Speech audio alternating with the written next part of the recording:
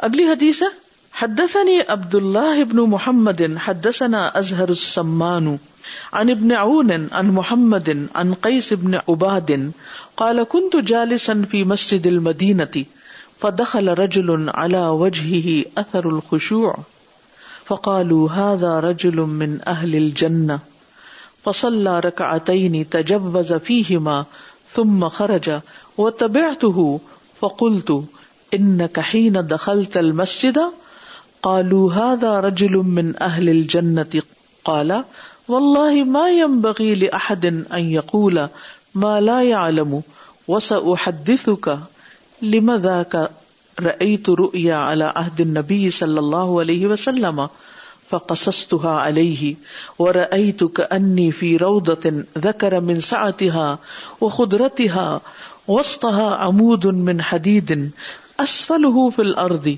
وأعلاه في السماء في أعلاه عروة فقيل لي ارقه قلت لا أستطيع فأتاني منصف فرفع ثيابي من خلفي فرقيت حتى كنت في أعلاها فأخذت بالعروة فقيل له استمسك فاستيقظت وإنها لفي يدي فقصصتها على النبي صلى الله عليه وسلم قال تلك الروضة الإسلام وذلك العمود عمود الإسلام وتلك العروة عروة الوثقى فأنت على الإسلام حتى تموت وذاك الرجل عبد الله بن سلام وقال لي خليفة حدثنا معاذ حدثنا ابن عون عن محمد حدثنا قيس بن عباد عن ابن سلام قال وصيف مكان منصف.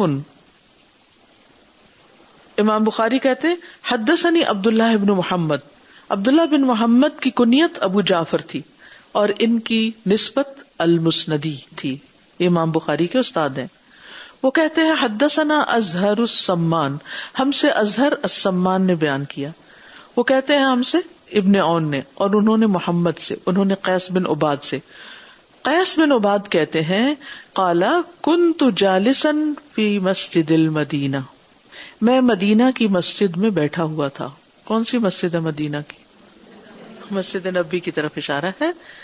فدخل رجل، تو ایک شخص داخل ہوا مسجد میں، علی وجہہ اثر الخشوع، جس کے چہرے پر خشوع کا اثر تھا.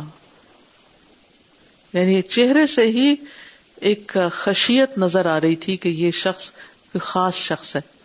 اب دیکھیے کہ انسان کی سوچوں کا، انسان کے کاموں کا، انسان کی شخصیت کا پورا اثر چہرے پر آ جاتا ہے. قیامت کے دن بھی انسانوں کے اعمال کہاں سے دکھائی دیں گے؟ چہروں سے. اعمال نامے تو ہو سکتا ہے وہ پیچھے کر کے چھپانے کی کوشش کریں، وراء ظاہرہ، لیکن چہرے سب کچھ ظاہر کر دیں گے کہ کون کیا ہے. وجوہ یومئذ ناظرہ الی ربہا ناظرہ، کچھ چہرے تر و تازہ ہوں گے. اور پھر مسفرہ کا لفظ بھی ہے، مستبشرہ بھی آتا ہے، خوش ہوں گے، روشن ہوں گے، چمکتے ہوں گے. دنیا میں بھی انسان کے دل کی بہت سی باتیں اس کے چہرے پر آ جاتی ہیں. غمگین انسان پہچانا جاتا ہے، پریشان انسان، خوش انسان، مطمئن انسان. آپ دیکھو گے کہ چہروں کی باقاعدہ پہچان کی علامات بتائی جاتی ہیں، اور پھر اس کے جو سکیچز بنائے جاتے ہیں خوش چہرے کا یا رنجیدہ یا غمگین یا کچھ، تو انسان کچھ نہ بھی بولے، زبان سے کچھ نہ بھی کہے، تو چہرہ بتا دیتا ہے کہ ایک شخص کیا کہتا ہے. اس کی آنکھیں بتا دیتی ہیں، اس کا رویہ بتا دیتا ہے. تو بہرحال چہرہ جو ہے اللہ کی عجیب تخلیق ہے، یعنی ایک نشانی ہے، ایک صفحے کی طرح ہے کہ جس میں بہت کچھ لکھا ہوتا ہے بغیر الفاظ کے، جس کو پڑھنے والے پڑھ سکتے. اور کچھ لوگ تو باقاعدہ قیافہ شناس ہوتے ہیں، جیسے امام شافعی جو تھے، وہ چہرے کو دیکھ کر بتا دیتے تھے کہ اس شخص کی پرسنالٹی کیا. یہ غیب کا علم نہیں ہوتا، یہ صرف ایک اللہ سبحانہ وتعالیٰ کچھ لوگوں کو ایسی بصیرت دے دیتا ہے کہ وہ ظاہر سے آگے بھی دیکھنے کی صلاحیت رکھتے ہیں، صرف ظاہری چیزیں نہیں دیکھتے. تو ایک دفعہ ایک شخص کہیں داخل ہوا، امام شافعی وہاں بیٹھے ہوئے تھے، تو کہنے لگے کہ مجھے لگتا ہے کہ یہ شخص چور ہے. اور واقعی اس کی تلاش میں کچھ لوگ تھے کہ اس نے شاید کچھ چوری کی تھی. لیکن ضروری نہیں ہوتا کہ یہ علم جو ہے وہ 100% درست ہی ہو. بعض اوقات ہم دھوکہ بھی کھا جاتے ہیں. ہم تو بات سمجھنے میں دھوکہ کھا جاتے ہیں, جو کوئی بول کے کہہ رہا ہوتا ہے, کہاں یہ کہ صرف چہرے سے کچھ سمجھ جائے. تو اس لیے لوگوں کو خواہ میں جج بھی نہیں کرنا چاہیے, لیکن کسی کے چہرے کی فکر سے زیادہ اپنے چہرے کی فکر کرنی چاہیے. اور انشاءاللہ جلد ہی اس سبجیکٹ پہ ایک لیکچر بھی آ رہا ہے جس کا ٹائٹل بھی چہرے ہے. جی ہاں, وجوہ یومئذ ناعمہ لسعیہا راضیہ فی جنت عالیہ. تو ان کے چہرے پر اثر الخشوع تھا, وہ خشوع جو دل میں تھا ان کے, جو عاجزی اور جو للہیت اور جو اللہ کی محبت, وہ ان کے چہرے سے ظاہر ہو رہی تھی. فقالوا ھذا رجل من اہل الجنہ, تو لوگ کہنے لگے یہ جنت والوں میں سے ہے. فصلی رکعتین, تو اس شخص نے 2 رکعتیں پڑھی. تجوز فیہما, ان دونوں میں اختصار سے کام لیا, یعنی ہلکی رکعتیں پڑھی. ثم خرج, آیا مسجد میں 2 رکعتیں پڑھی اور باہر چلا گیا, بیٹھا نہیں. وتبعتہ, تو قیس کہتے ہیں کہ میں ان کے پیچھے گیا. فقلت, تو میں نے ان سے کہا, انک حین دخلت المسجد, جب تم مسجد میں داخل ہوئے تھے, قالوا, تو لوگوں نے کہا, ھذا رجل من اہل الجنہ, کہ یہ شخص جنت والوں میں سے ہے. قال واللہ ما ينبغي لأحد ان يقول ما لا يعلم, تو عبداللہ بن سلام کہنے لگے کہ اللہ کی قسم, کسی شخص کے لیے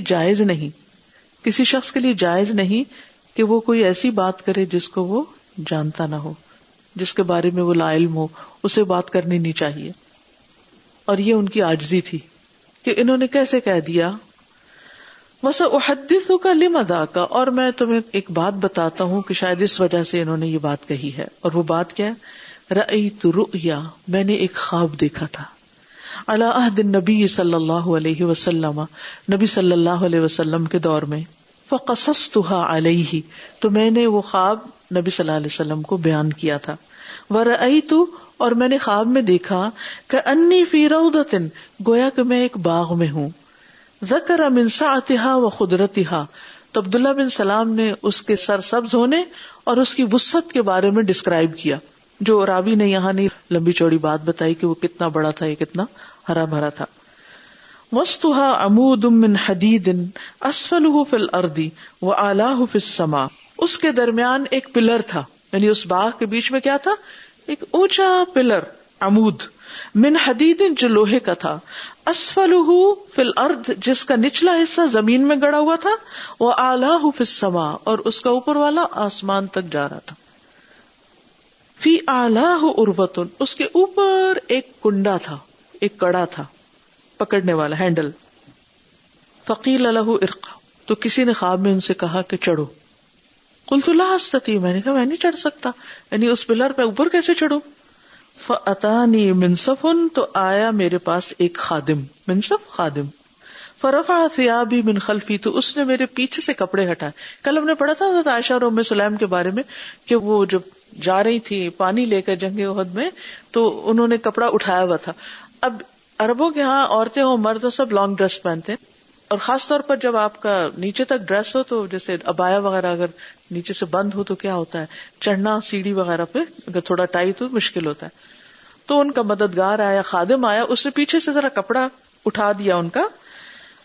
فرفع ثیابی من خلفی فرقیت, تو میں اوپر چڑھ گیا, میرے لیے چڑھنے میں آسانی ہو گئی.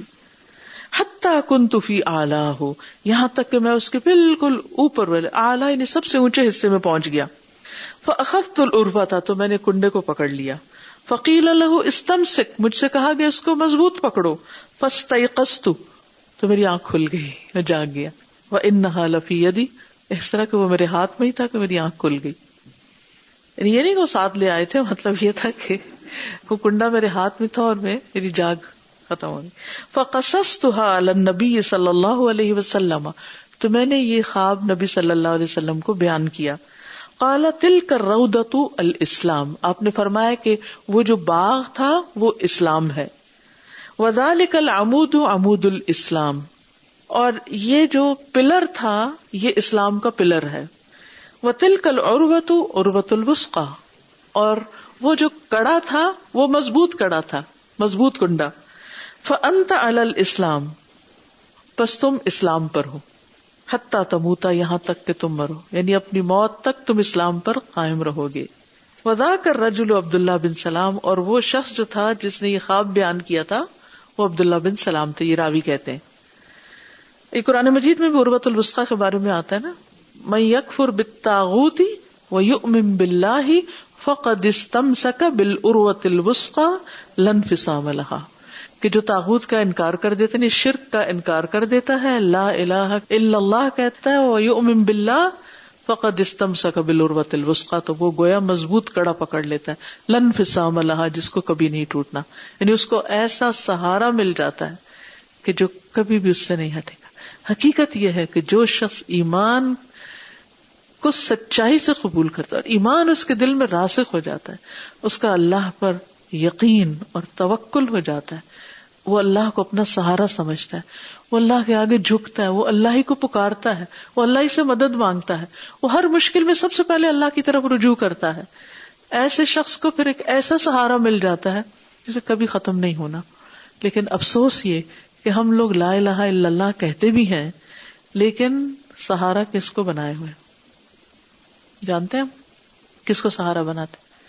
خصوصاً جب ہمیں کوئی مدد چاہیے ہوتی، کوئی تکلیف پہنچتی، کوئی پریشانی ہوتی، کوئی دکھ ہوتا ہے، کوئی ہمیں ہرٹ کر جاتا ہے، کوئی چیز ہمیں سمجھ نہیں آتی، ہم سب سے پہلے کس کی طرف بھاگتے؟ لوگوں کی طرف بھاگتے. بسم اللہ کہنا بھول جاتے ہیں، حسبی اللہ کہنا بھول جاتے ہیں، انا للہ کہنا بھول جاتے ہیں، استغفر اللہ کہنا بھول جاتے ہیں. یعنی ہر موقع کا ذکر ہمیں سکھا دیا گیا، کس تکلیف اور کس مشکل اور کس وقت کرنا کیا ہے، کس کو سب سے پہلے پکارنا ہے. مختلف اوقات میں جو ہمارے انسٹنٹ ریئیکشن ہوتے، ایک تو ہمارے سوچے سمجھے ریئیکشنز ہوتے ہیں اور ایک ہوتے ہیں ہمارے انسٹنٹ ریئیکشنز. اس وقت اپنے آپ کو پہچانے کہ ہمارا اللہ سے تعلق کیسا ہے. یعنی انسٹنٹ ریئیکشن میں ہمارے منہ سے کیا نکلتا ہے، سخت دکھ تکلیف پریشانی کے وقت ہمارے منہ سے کیا نکلتا ہے. آپ چیک کیجئے گا نا اپنے آپ کو. ابھی تو اللہ کہہ رہے ہیں، اس وقت کہنا تو آسان ہے لیکن جب عمل کا وقت آئے گا پھر دیکھیے کہ کیا. بعض اوقات ہوتا ہے نا ایک دم کوئی گاڑی آگے آ جاتی ہے، آپ ڈرائیو کر رہے ہوتے ہیں، منہ سے یا نکلا یا کوئی چوٹ لگی یا دھکا لگا یا کچھ ہوا. چلے اگر آپ نے سیکھ لیا تو پھر بچوں کو سکھائیں آگے کہ کس وقت کیا کہنا ہے، کس وقت کیا کرنا ہے. تو یہی دراصل ایمان ہے اور یہ ہمارے ایمان کا ٹیسٹ ہوتا ہے. اللہ سبحانہ وتعالیٰ غیر معمولی یا ایکسٹراڈنری کیفیات میں ہمیں مبتلا اس لیے کرتے ہیں تاکہ ہم بھی اپنے آپ کو دیکھیں، وہ بھی دیکھے. وہ تو پہلے سے خیر جانتا ہے ہمارے اندر تک کو، لیکن وہ بھی دیکھے کہ ہم ابھی ایمان کے کس درجے میں ہیں. اور دیکھیے کچھ لوگوں کو مرتے وقت بھی لا الہ الا اللہ نصیب ہو جائے گا، اور جو مرتے وقت لا الہ الا اللہ کہنے کے لائق ہو جائے وہ جنت میں داخل ہو گیا.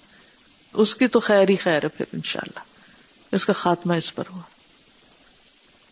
لیکن ہم جب کسی بھی چیز کا خاتمہ کرتے، کمپلیشن کرتے ہیں، تو اس وقت ہمارے دل میں پھر کیا ہوتا ہے؟ کسی بھی کامیابی کے موقع پر، کسی پروجیکٹ کی کمپلیشن پر، ایون قرآن کے مکمل ہونے پر کس کی طرف رجوع کرتے ہیں، کس کا ذکر، کس کا شکر کرتے ہیں، کس کی بڑائی بیان کرتے ہیں، اپنی تعریفیں کرتے ہیں یا اللہ کی تعریف. لوگوں کا شکریہ ادا کرتے ہیں پہلے، یہ پہلے اللہ کا شکر. یہ نہیں کہ سب کی تعریفیں کر کے پھر کہ آخر میں اللہ کا بھی شکریہ ادا کروں گی. نہیں، جس کا حق بڑا ہے اس کا ذکر بھی سب سے پہلے. تو بہرحال یہ عبداللہ بن سلام تھے. وقال علی خلیفۃ، مجھ سے خلیفہ نے کہا حدثنا معاذ، معاذ کہتے ہیں حدثنا ابن عون، انہوں نے ابن عون سے روایت کیا، عن محمد حدثنا قیس بن عباد عن ابن سلام قال وصیف مکان منصف. وہاں دوسری روایت میں وصیف کا لفظ ہے منصف کی بجائے، جس کا مطلب ہے کوئی لڑکا یا لڑکی، چھوٹا لڑکا یا لڑکی، یعنی جو کام کاج کرتے ہیں، خدمتگار.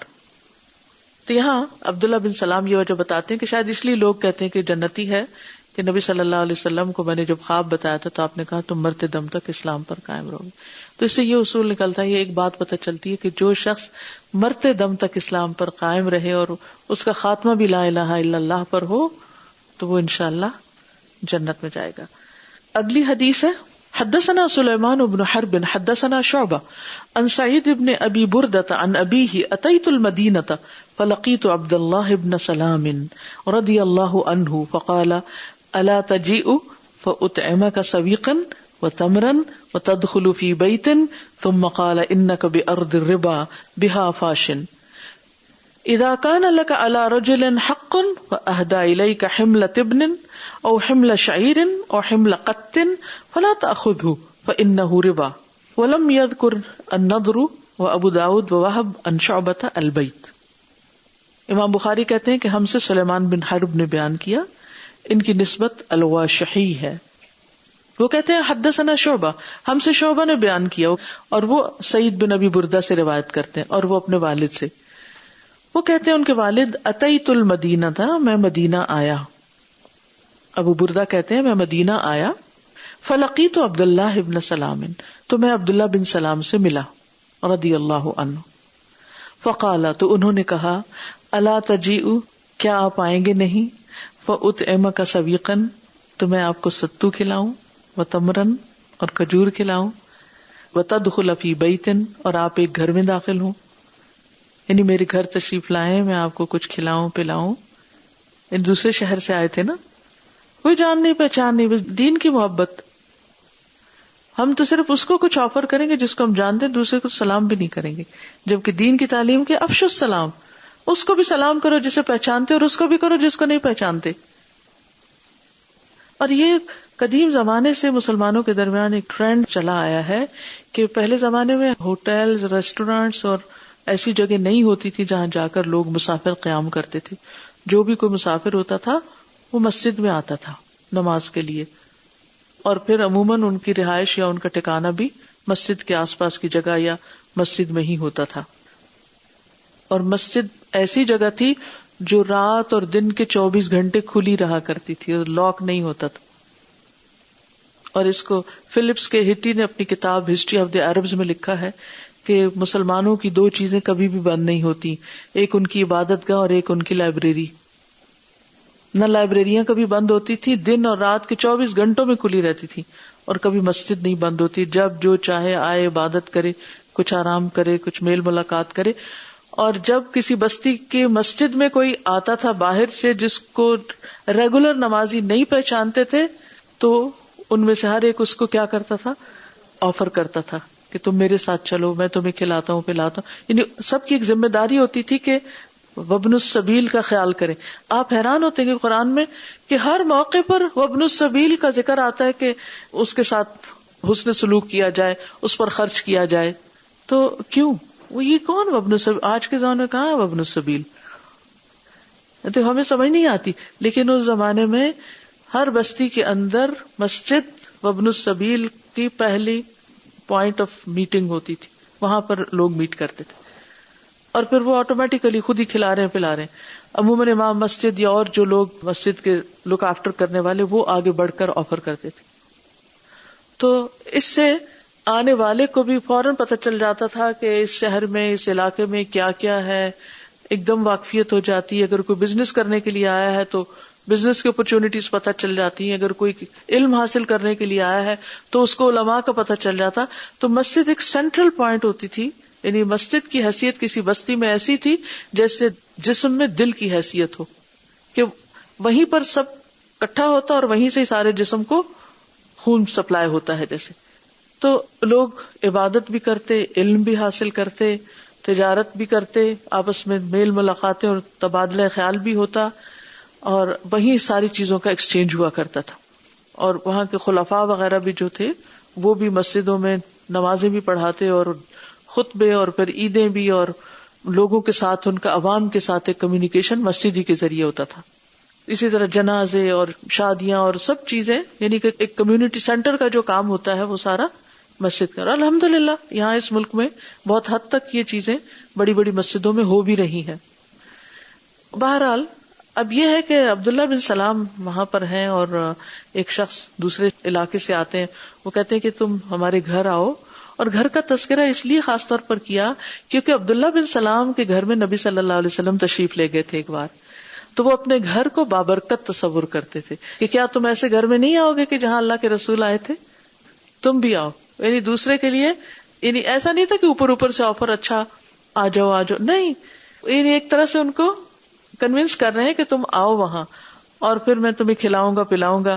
بہرحال اب یہ ہے کہ وہ آگے ان کے پاس بیٹھے ہیں، پھر ان کو نصیحت کرتے ہیں. سبحان اللہ، لوگوں کی ملاقاتیں اور سوشلائزنگ بھی کیسے تھی، وتواصوا بالحق اور وتواصوا بالصبر بھی کیسے کرتے تھے. وہ کہنے لگے کہ ثم قال، پھر انہوں نے مجھ سے کہا تم ایسی جگہ سے آئے ہو، وہ عراق سے آئے تھے بیسیکلی، رائٹ، عراق سے. انک بارض الربا، تم ایسے علاقے سے آئے جہاں سود بہت ہے، سود والی جگہ ہے، سودی کاروبار ہوتا ہے. فاشن، بہت پھیلا ہوا ہے.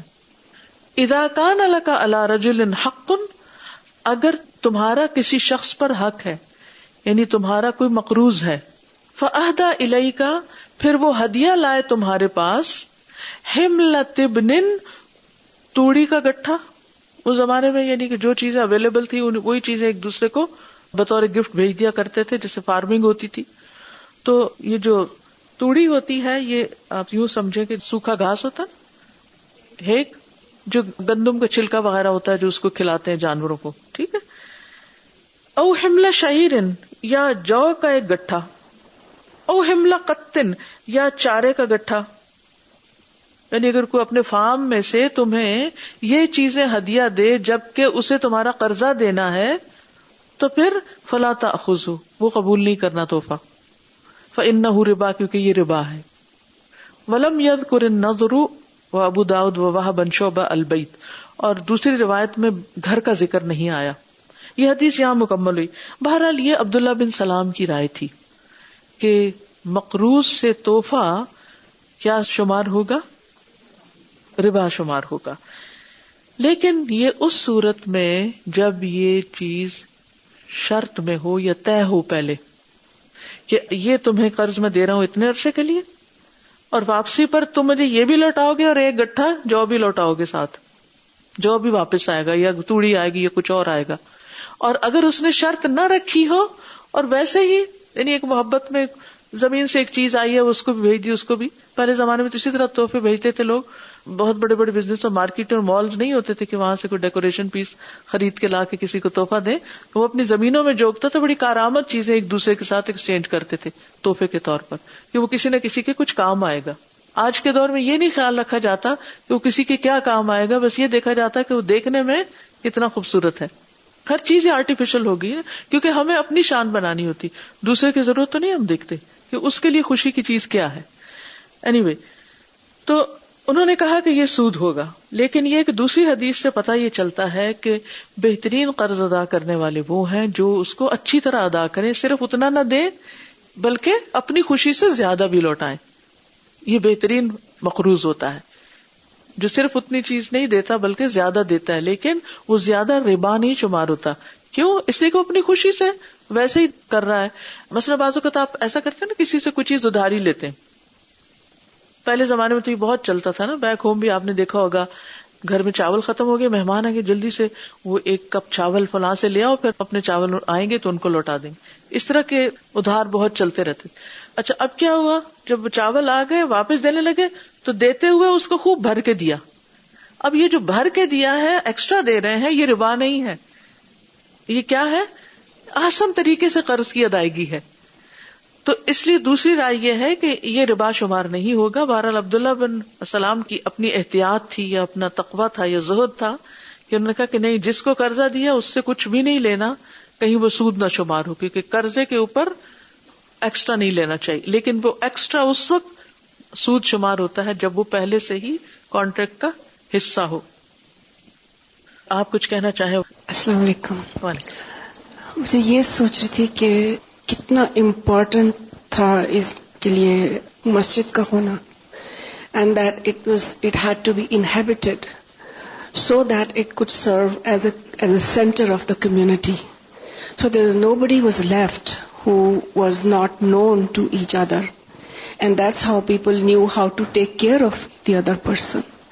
So today, unfortunately, we don't have that, but I think wherever we have it, we need to use it to the maximum. بالکل. اسی لیے آپ دیکھیں گے اوپر والی حدیث میں بھی وہ مسجد کا ذکر ہے، اس میں بھی مسجد کا ذکر ہے، کیونکہ ان کا لرننگ سینٹر بھی وہی ہوتا تھا، وہیں پر سب جمع ہوتے تھے. السلام علیکم وعلیکم سر. نسبت کے بارے میں ذرا سے بتا دیں. نسبت جیسے اس میں بھی ہے نا کہ ان کی نسبت الواشی تھی. تو جی یہ نسبت ہوتی ہے جیسے کسی خاص علاقے یا قبیلے یا خاص چیز کی طرف منسوب ہونا. مثلا جو شخص پاکستان میں رہتا ہے اور پاکستان کی طرف اس کی نسبت ہوتی ہے تو اس کو کیا کہتے ہیں؟ پاکستانی. ٹھیک ہے. اسی طرح ہند ہو تو ہندی. رائٹ.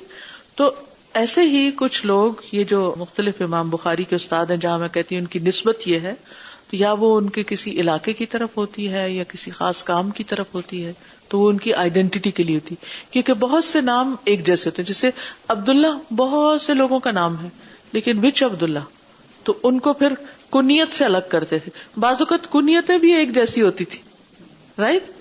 اب پھر کس طرح الگ کریں؟ پھر علاقوں سے اور نسبتوں سے پھر الگ کرتے تھے ایک دوسرے کو. باپ کے نام سے, بعض اوقات باپوں کے نام بھی سملر ہوتے تھے. تو یہ اسلامک ٹریڈیشن میں چونکہ حدیث کی روایت میں ایک ایک راوی کو پہچاننا لازم تھا کہ کون ہے یہ شخص جس نے یہ حدیث بیان کی ہے, کیا وہ اوتھینٹک تھا, وہ ٹرسٹ وردی تھا یا نہیں. اگر اس کی پہچان نہ ہو تو وہ حدیث لی ہی نہیں جاتی. اس وجہ سے یہ لمبے لمبے نام جو ہوتے ہیں نا, ان کی کنیت یہ, ان کی نسبت یہ, باپ کا نام یہ, فلاں کا نام یہ, فلاں قبیلے سے, یہ ساری ان کا حال ہولی یعنی پورا ان کا جو پروفائل تھا وہ اس مقصد کے لیے. اور پھر صرف اتنا نہیں, اس سے آگے بھی بہت کچھ ہے. ابھی تو میں نے چونکہ صحابہ کا ذکر آ گیا نا, ورنہ میں امام بخاری کے استادوں کا تعارف بھی کرایا کرتی تھی کہ ان کی خاص خاص خصوصیات. پھر چونکہ صحابہ شروع ہو گئے تو مجھے اچھا نہیں لگا کہ ان کے ساتھ میں کسی اور کو شامل کروں گا. پیورلی ہم ان پہ فوکس کریں گے. جب یہ باب ختم ہوگا تو پھر امام بخاری کے استاد اور پھر ان کے استاد اور پھر ان کے استاد ٹرن بائی ٹرن آتے جائیں گے انشاءاللہ ساتھ ساتھ. تو اس سے آپ کو یہ پتا چلے گا کہ یہ لوگ جنہوں نے دین کی خدمت کی یہ کون تھے, ان کے اخلاق کیا تھے, کہاں کہاں سے بلونگ کرتے تھے, کیسی کیسی انہوں نے مشقتیں اٹھائیں. اور ہم تو یہ نام پڑھ کے, ہمیں تو نام بھی نہیں پڑھنے آتا, اور پڑھ کے یہ پڑھنے کی ضرورت بھی کیا. نو, مجھے تو ایسے لگتا ہے بڑی زیادتی اگر میں نہ پڑھوں اور ان کو کریڈٹ نہ دوں, انہیں یاد نہ کروں, ان کا ذکر نہ کروں جنہوں نے یہ حدیث ہم تک پہنچائی. ان کا بہت بڑا احسان ہے کہ ان ناموں کو کم از کم زندہ تو کیا جائے, ان کا ذکر تو کر لیا جائے کہ جنہوں نے یہ علم ہم تک پہنچایا.